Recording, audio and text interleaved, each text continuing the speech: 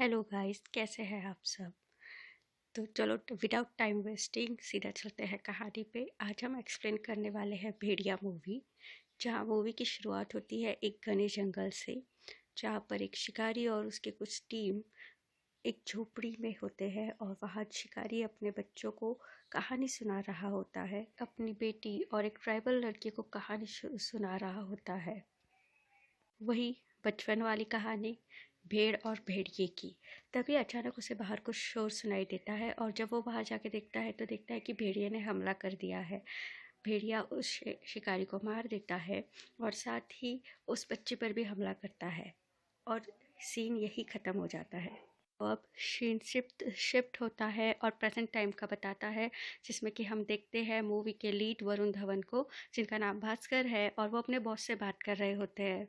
त्रिभंगा, जो कि भास्कर के बॉस है, उन्होंने भास्कर को एक नया कॉन्ट्रैक्ट दिया था, जो कि था अरुणाचल प्रदेश के एक ज़ीरो नाम के गांव में जाकर जंगल में से पक्की सड़क को बनवाना, जिसके लिए बड़ी बड़ी कंपनियों ने बक्का जी को ऑफर दिया था। लेकिन उन्हें ऐसे इंसान की ज़रूरत थी जो जिसके लिए जो काम के प्रति हंगर हो जिसमें, इसीलिए उन्होंने ये प्रोजेक्ट भास्कर को दिया था, और भास्कर ने इस प्रोजेक्ट के लिए अपना सब कुछ दांव पे लगा दिया था। अब भास्कर अपने घर जाता है इस बात को सेलिब्रेट करने के लिए अपने भाई के साथ, जो कि जेडी है और यहाँ आईएएस की तैयारी कर रहा है, वो इसका कज़न है। और यहाँ से इन दोनों की जर्नी शुरू होती है अरुणाचल प्रदेश की ओर। प्रदेश पहुंचकर वे यहाँ पर हवाई अड्डे पे उतरते हैं, जहाँ पर इनका दूसरा साथी जाओमिन इन्हें ज्वाइन करता है। जाओमिन अपने नाम की ही तरह चाउमिन से इसे जोड़ा जाता है। हम रियल लाइफ में भी करते हैं, नेपाली लोगों को अक्सर चाइनीज़ लोगों से जोड़ दिया जाता है। ये तीनों अपनी जर्नी पे निकल पड़ते हैं, जो कि है अरुणाचल प्रदेश के जीरो गांव की जर्नी, जिसमें तीनों साथ में बिल्कुल जिंदगी ना मिलेगी दोबारा की सीन की तरह ये सीन लगता है। और हंसी मजाक करते हुए ये तीनों आगे बढ़ते हैं। अब इस छोटी सी ऑटो कार में ये लोग बदल बदल के अपने ड्राइविंग एक दूसरे को देते हुए पहुंच जाते हैं अरुणाचल प्रदेश के उस ज़ीरो गांव में, जहां वहां जाकर वे एक गेस्ट हाउस पे पहुंच जाते हैं।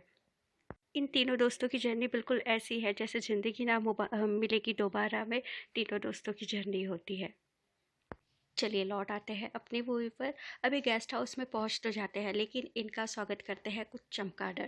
वैसे चमगादड़ और भेड़ियों का पुराना रिश्ता है, आप भी जानते हैं। वैसे इस मूवी के सीन आपको किसी और मूवी के एकदम रेफरेंस में मिल रहे होंगे, वो आप पता कीजिए।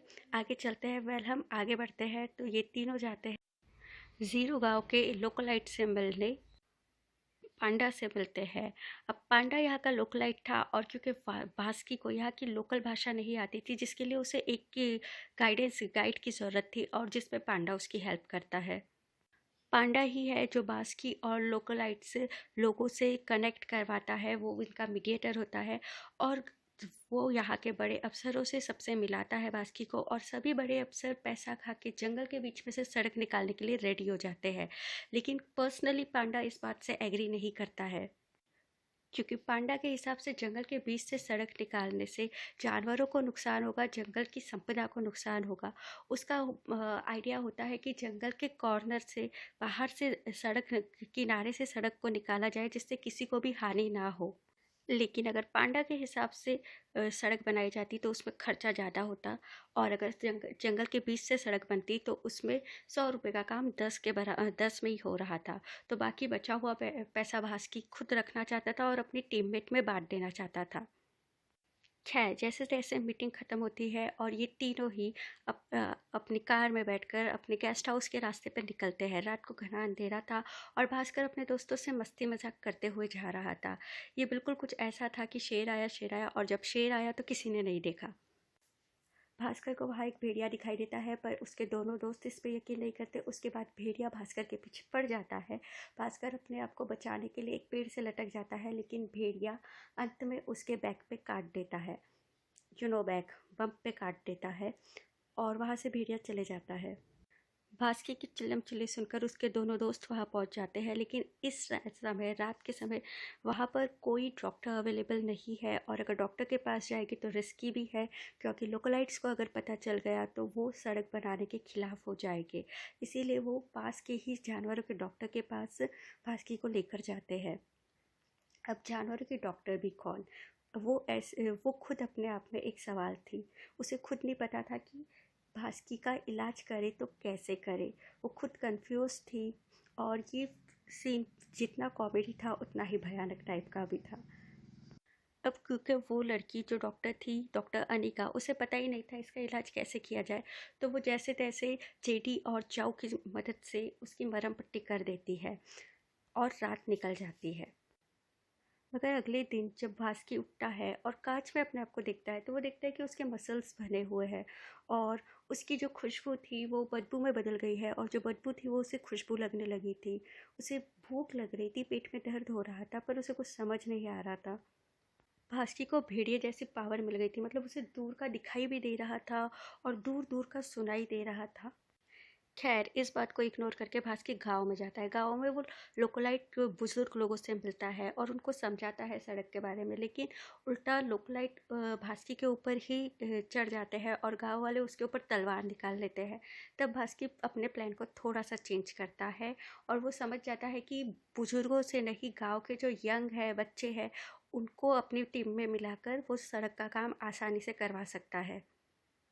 अब क्योंकि बास्की को समझ चुका था कि यहाँ की यूथ को ही अपनी टीम में मिलाना पड़ेगा, तो वो उन्हें नए नए सपने दिखाता है, शहर की लाइफ के बारे में बताता है कि गांव में मॉल बनेगा, हॉस्पिटल होगी, सुविधाएं होगी, थिएटर होगा, आप मूवी देख सकते हो, और ऐसी नई न जाने क्या क्या लालच देके वो गांव के लोगों को, गांव के बच्चों को, यंग लोगों को, यंग अपनी टीम में मिला लेता है। और यही यंग लोग अपने बड़ों को, बुजुर्गों को समझाकर गांव के जंगल के बीच से सड़क निकालने के लिए मना ही लेते हैं। अब क्योंकि गांव के लोग मान जाते हैं, तो अब उनके साइन किए हुए पेपर भी चाहिए। इसका ठेका लेता है प्रकाश नाम का आदमी, जिसके पास की टिम्बर कटिंग का ठेका होता है। गांव के लोग सब अपने पेपर साइन करके सारे पेपर प्रकाश को देते हैं। अब प्रकाश सारे गांव के लोगों के पेपर साइन करा के अपने घर की ओर निकल पड़ता है, लेकिन जब वह रास्ते से जा रहा होता है तो उस पर एक भेड़िया हमला कर देता है, और ये बात सुबह भास्कर को पता चलती है। भेड़िया प्रकाश पर इतना ही हमला करता है कि उसके हाथ से सारे पेपर, मतलब गांव के लोगों के साइन किए हुए पेपर नदी में बह जाते हैं। लेकिन साइन किए हुए पेपर के खोने का नहीं, भास्कर को एक अलग ही डर था कि कहीं मैंने तो प्रकाश पे हमला नहीं किया। उसे खुद पर गुस्सा आ रहा होता है, उसे समझ ही नहीं आ रहा होता है कि प्रकाश पे हमला कहीं उसने खुद तो नहीं किया, वो ऐसा कैसे कर सकता है। इधर प्रकाश की बॉडी पे बहुत सारे घाव होते हैं, जैसे उसे किसी ने नोचा हो। सिंपल सी बात है, भेड़िए ने हमला किया था। लेकिन यह गांव में बात फैल चुकी थी, और अब ये पता चल गया था कि प्रकाश को भेड़िए ने काटा है। गांव वालों को ये इस बात का यकीन था कि वो विषाणु है, क्योंकि विषाणु ही है जो जंगल की रक्षा करने के लिए जो जंगल को काटता है उसे मार देता है। इसीलिए वो लोग प्रकाश की बॉडी को जला देते हैं, क्योंकि उनके हिसाब से अगर विषाणु के काटा हुआ इंसान बच गया तो वो भी भेड़िया बच जाएगा, और ऐसे करते करते पूरा गाँव भेड़िए में बदल जाएगा। जहाँ भास्कर इस बात से डरा हुआ होता है कि वो भेड़िया तो नहीं है और गाँव वालों को नुकसान नहीं पहुंचाएगा, वही जेडी इस प्रोजेक्ट को छोड़ के जाना चाहता है, क्योंकि उनको ये डर था कि विषाणु उनको भी मार डालेगा। लेकिन जाओमिन उसे समझाता है कि नहीं, अगर वो गया तो प्रोजेक्ट अधूरा ही रह जाएगा। इधर अब ये दोनों यूं ही लड़ते झगड़ते घर पहुंचते हैं, लेकिन आज वे लोग घर की खिड़की से बाहर देखते हैं तो पूर्णमासी का चांद निकला होता है, यानी पूर्णिमा की रात थी। यानी कि अब विषाणु भेड़िया बनने वाला था, मतलब कि भास्कर अब भेड़िया बनने वाला था। अब ये इंटरेस्टिंग पार्ट है कि पूरी मूवी में हम पहली बार अब वरुण धवन को धीरे धीरे ट्रांसफॉर्म होते हुए देखते हैं और भेड़िया बनते हुए देखते हैं, और वरुण धवन रियल में भेड़िए के रूप में सामने आ जाता है। अब्बास की जो कि पूरा भेड़िया बन चुका था, वो अपने ही दोस्तों पे हमला कर देता है, और उससे बचने के लिए उसके दोस्त कुछ ना कुछ तरीके इस्तेमाल करते हैं। फिर वो हिमेश रेशमिया का गाना बजा देते हैं, ओ हुजूर वाला, जिसे देखकर भास्की भाग जाता है, और दूसरे दिन वो सुबह जंगल में उसकी नींद खुलती है। यहाँ एक बात और इंटरेस्टिंग है, उसके दोस्त उसे पहचान चुके थे उसकी चड्डी देखकर कि ये भास्की ही है। अब भास्की की जब नींद खुलती है तो उसके ऊपर एक सांप होता है, लेकिन उसे कोई फ़र्क नहीं पड़ता। और फिर वे लोग जाते हैं डॉक्टर अनिका के पास और बताते हैं कि उसके साथ क्या हो रहा है। अब यहाँ इन लोगों को एक नई बात पता चलती है कि ग्रुप का वो मेंबर, मतलब इनकी टीम का वो मेंबर जो कल रात जो प्रकाश की मौत के बारे से जुड़ा था, कल रात को जंगल में वो मारा गया। उस पर भी भेड़िए ने हमला कर दिया और सीसीटीवी फुटेज में ये सारी चीज़ें रिकॉर्ड हो जाती है। अब गांव में ये बात पूरी तरह से फैल चुकी थी कि गांव में एक भेड़िया घूम रहा है जो कि विषाणु है, और गांव के लोग डरे हुए थे। वहां की पुलिस ने गांव के लोकलाइट सैनिक जो होते हैं उन्हें बुलाया था और उन्हें इस बात की इंस्ट्रक्शन दी थी कि गांव में एक भेड़िया घूम रहा है जिसे ख़त्म करना है। यहाँ भास्की और उसके दोस्त इस बात का पता लगा रहे थे कि कैसे भास्कर के अंदर जो भेड़िया घुस गया है उसे बाहर निकाला जा सकता है या नहीं। भास्कर और उसके दोस्तों को लगता है ये बात सिर्फ उन्हें पता होती है, पर घर के बाहर खड़ा पांडा ये सारी बातें सुन लेता है। और पांडा अब ये बात जाके गांव में ना बता दे कि भास्कर ही विषाणु है या भेड़िया है। इसके लिए भास्कर एक खूंखार रूप बना के पांडा को डराता है और उससे मदद मांगता है कि वो कैसे भी उसकी मदद करे ताकि उसके अंदर से भेड़िया निकाला जा सके। अब पांडा उसके दोस्तों भास्की और उसके दोस्तों को 120 साल पुराने बुजुर्ग के पास लेके जाता है जो कि ओझा होता है, और उसे ये हकीकत में इस पूरी जो सिनेरियो होता है सब कुछ पता होता है उसे। अब ओझा जैसे ही भास्की पर झाड़ फूक करता है तो वो पानी में अपनी शक्ल देखता है भेड़िए वाली और डर के बाहर भाग जाता है। अब भास्की और उसके दोस्तों को पता था कि भास्की फिर से भेड़िए के रूप में आने वाला है, इसीलिए वो उसे गांव के बाहर एक फैक्ट्री, सुनसान फैक्ट्री में बांधने की कोशिश करते हैं। लेकिन इस समय पांडा उन्हें धोखा दे देता है और वो एक पुलिस वाले के साथ मिलकर उस फैक्ट्री के गेट को ताला लगा देता है। अब इधर ये बहुत ही डरावना सीन था, मतलब एकदम रोंगटे खड़े कर देने वाला, क्योंकि इधर भास्की ट्रांसफॉर्म हो रहा था, भेड़िया बन रहा था और दोनों दोस्त अपने को बचाने के लिए जद्दोजहद कर रहे थे। और वैसे ही भास्की पूरा भेड़िया बन जाता है, अपने दोस्तों पे हमला करता है। लेकिन दूर से तभी एक भेड़िया आता है, पुलिस वाले पे हमला करता है और गेट का ताला खोल देता है और भास्की को अपने साथ भेड़िए बने हुए भास्की को अपने साथ ले जाता है। अब दूसरे दिन भास्की के दोस्त और जेडी दोनों दोनों ही उस पर हमला करते हैं कि कल रात तो तुम हमें मार ही डालने वाले थे, अरे हम तुम्हारी मदद करते और तुम हमारे ही पीछे पड़ गए थे, एकदम गले तक आ गए थे। फिर ये सबमिट करते कि अब ज़्यादा देर यहाँ नहीं रुकेगी, जल्दी से जल्दी अपना काम ख़त्म करेंगे और यहाँ से चले जाएंगे। इसी बीच हमें भास्की और अनिका की लव स्टोरी भी दिखाई जाती है। अब यहाँ पे अनिका पहली बार भास्की के साथ बाहर जाती है और ऊंची पहाड़ियों पे जाती है जो कि उसकी फेवरेट जगह होती है, और वो भास्की को कहती है क्यों ना वो यहीं पे रह जाए, हम सबको अपना माने। लेकिन भास्की बताता है कि वो जल्दी से जल्दी ये सब ख़त्म करके वापस जाना चाहता है। यहाँ ये दिखाई देता है कि अनिका भी भास्की को धीरे धीरे पसंद करने लगी थी। अब खैर सीन शिफ्ट होता है पांडा पे। पांडा फिर से आके भास्की की टीम में मिल जाता है और भास्की को बताता है कि अगर तुम्हें नॉर्मल होना है तो तुम्हें उसी जगह पर जहाँ भेड़िए ने पहले काटा था वहाँ पे फिर से कटवाना होगा। अब ये सब करना बहुत रिस्की है, लेकिन फिर भी ये लोग ये रिस्क लेने के लिए तैयार हो जाते हैं।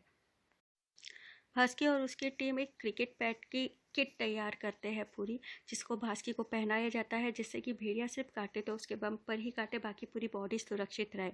जहाँ एक और भास्की एंड टीम तैयार थी भेड़िए से खुद को कटवाने के लिए और नॉर्मल होने के लिए, वही दूसरी ओर गाँव की पुलिस और सैनिक तैयार थे उस भेड़िए को मारने के लिए। लेकिन सब कुछ सही कैसे हो सकता है? तो जैसे ही भेड़िया भास्कर की खुशबू से उसे काटने के लिए आने वाला होता है, तभी गांव के एक सैनिक की गोली भेड़िए को लग जाती है और भेड़िया घने जंगल में भाग जाता है। भास्कर और उसके दोस्त उसे समझाते हैं कि उसे उस भेड़िए का पीछा करना होगा और कटवाना होगा, नहीं तो वो कभी नॉर्मल इंसान नहीं बन पाएगा। अब भास्कर यहाँ दौड़ता है। अब जब वो दौड़ता है तो उसके अंदर की जो भेड़िए वाली पावर है उसके थ्रू वो अपने दोनों हाथ और पैरों को मतलब 4 पैर पे दौड़ने लग जाता है और वो उसी गुफा पे पहुंच जाता है जहाँ जो गुफा हमें मूवी की शुरुआत में दिखाई दी थी। और वहाँ पे ये राज खुलता है कि वो विषाणु कोई और नहीं अनिका ही है, यानी कि अनिका ही वो छोटी बच्ची है जिस पर सालों पहले भेड़िए ने हमला किया था और वो बच गई थी और वो खुद विषाणु बन गई थी और वो इतने सालों से रह रही थी यहाँ पे। और गांव का ओझा कोई और नहीं बल्कि 120 साल पुराना वही ट्राइबल लड़का है जो उस समय जब अनिका के पिता पर हमला हुआ था उस झोपड़ी में मौजूद था। अब अनिका बासी को समझाती है कि वो इस जंगल की रक्षा करना चाहती है, क्योंकि एक ये जंगल ही है जो हर सिटी में फ्रेश एयर पहुंचा रहा है। अगर ये ख़त्म हो गया तो फिर जंगल ही नहीं बचेगा तो इंसान कैसे बचेंगे। और ये बात अब कहीं ना कहीं भास्की को भी समझ आ गई थी। पर बात ख़त्म कहाँ हुई थी, इतने में सैनिक आ जाते हैं और हमला करने लगते हैं। वहाँ से अनिका खुद को बचाने के लिए भेड़िया बनकर भाग जाती है और भास्कर भी अपने दोस्तों के बीच आकर मिल जाता है और उन्हें अनिका के भेड़िया होने की सच्चाई बता देता है।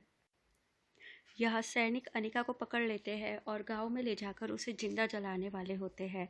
और तभी भास्की को उसके दोस्त कहते हैं कि अनिका ने ही तेरी इतनी हेल्प की, इतनी देखभाल की, अब तुझे अपना भेड़िया वाला रूप दिखा के अनिका की रक्षा करनी होगी। तो भास्की आ जाता है एकदम भेड़िए के रूप में और गाँव में जाता है, सभी पुलिस वालों पर हमला करता है और अनिका को बचा लेता है। मतलब भेड़िया बनी अनिका को बचा लेता है। अब भास्की और अनिका दोनों भेड़िए बने हुए होते हैं और सभी सोल्जर्स सैनिकों को ख़त्म कर देते हैं और जो भी जंगल को नुकसान पहुंचाने वाला होता है सबको ख़त्म कर देते हैं। आखिरी में एक बदमाश सैनिक बचता है जिसको ये लोग मारना चाहते हैं, लेकिन तभी ओझा बीच में आ जाता है और उन भेड़ियों को शांत करता है। ओझा समझाता है कि उनको समझाता है कि जिन्हें ख़त्म होना था वो ख़त्म हो गए हैं, बाकी लोग सब आप ही के जैसे हैं जो जंगल की रक्षा करना चाहते हैं, इसीलिए हम सबको बख्श दीजिए। इसके बाद वो दोनों वहाँ से जाने लगते हैं। अनिका जो कि भेड़िए के रूप में थी बहुत ज़्यादा घायल हो जाती है और भास्कर उसे शांत करने के लिए, उसे थोड़ा सुकून देने के लिए उसे पहाड़ी पे ले जाता है जहाँ अनिका उसे पहली बार ले गई थी। और वहाँ दोनों आराम से बैठते हैं और दूसरे दिन की सुबह दिखाई जाती है जहाँ अनिका बहुत घायल हो चुकी है। उसकी उसकी आंखें लाल थी और वो अपने आंखों की लाल रोशनी भास्कर को देखे उस पहाड़ी से कूद जाती है और यही अनिका की कहानी ख़त्म हो जाती है। ये बहुत ही ज़्यादा सैड था। लेकिन भास्कर के साथ साथ हम सबको एक सीख मिल जाती है कि हमें जंगल बचाना चाहिए और उनकी रक्षा करनी चाहिए। अब भास्कर भी गांव में अनाउंस कर देता है कि जो सड़क गुजरेगी वो जंगल के किनारे से गुजरेगी, ना कि जंगल के बीच में से। चलो मूवी तो यही एंड हो जाती है, लेकिन स्त्री मूवी के कोई तो बेहतरीन कैरेक्टर मतलब विक्की और बिट्टू हमें देखने मिलते हैं, यानी कि आगे जाके मूवी स्त्री मूवी से कनेक्ट होने वाली है। और जो हमारे जेडी थे जो कि हमारी मूवी में इतने देर से कज़न के रूप में थे भास्की के, वो एक्चुअली स्त्री मूवी के ही थे। उनकी मम्मी ने शायद आईएएस की पढ़ाई करने के लिए उनको उनके भाई के पास भेज दिया था ताकि वो बिट्टू और विक्की से दूर रह सके। लेकिन भाई दोस्ती तो दोस्ती होती है, अगर तीनों मिलेंगे नहीं तो स्त्री की न्यू स्त्री मूवी की कहानी कैसे शुरू होगी। तो यानी कि स्त्री का न्यू पार्ट आने वाला है और ये मूवियाँ आपस में इसी तरह से लिंक्ड है। यानी कि ऐसा भी हो सकता है स्त्री मूवी में जो दो आंखें दिखाई जाती है चमकीली चमकीली, वो अनिका की ही आंखें हो क्योंकि वो लाल आंखें होती है। आपको मूवी कैसी लगी प्लीज़ बताना।